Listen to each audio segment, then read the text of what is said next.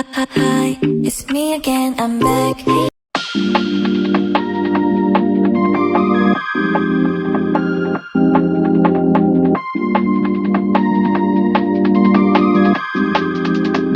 Ada 5 materi yang akan saya bahas dalam perbandingan administrasi publik. Yang pertama, pengertian administrasi publik.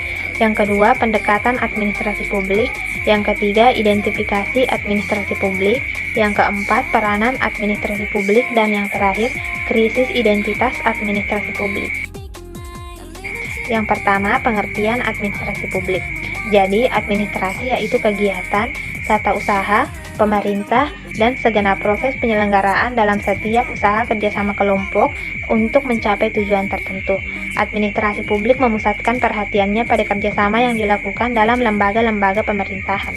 Ilmu administrasi publik adalah ilmu yang mempelajari kegiatan kerjasama dalam institusi atau organisasi yang bersifat publik.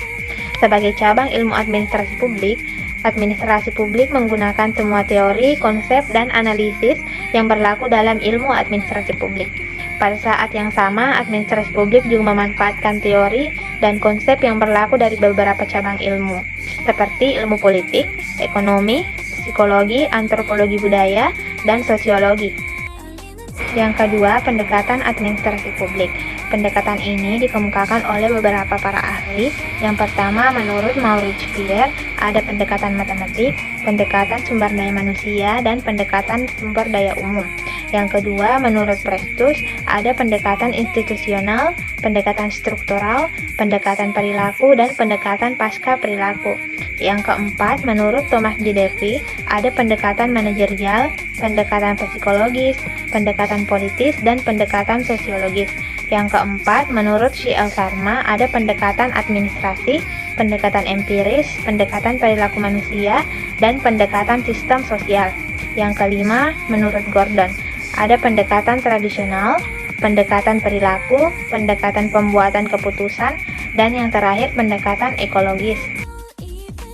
Adapun studi administrasi publik yang menekankan aspek tradisional dipengaruhi oleh 3. Yang pertama, ilmu politik, yang kedua, pandangan rasional, dan yang ketiga, gerakan manajemen ilmiah.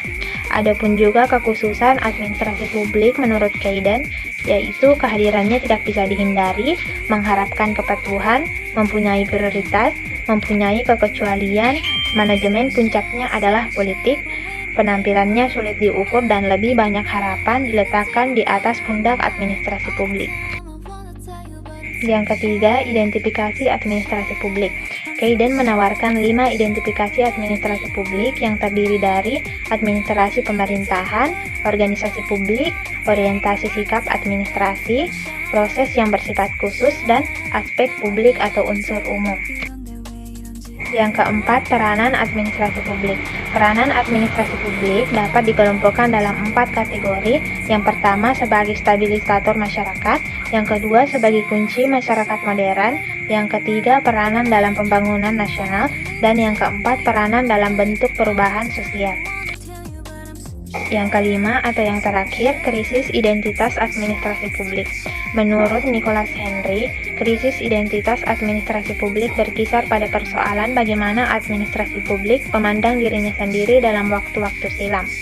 Secara rinci, krisis identitas dimaksud menunjukkan bahwa krisis identitas yang dihadapi administrasi publik bersumber dari tiadanya kesepakatan tentang administrasi publik sebagai ilmu ataukah bukan.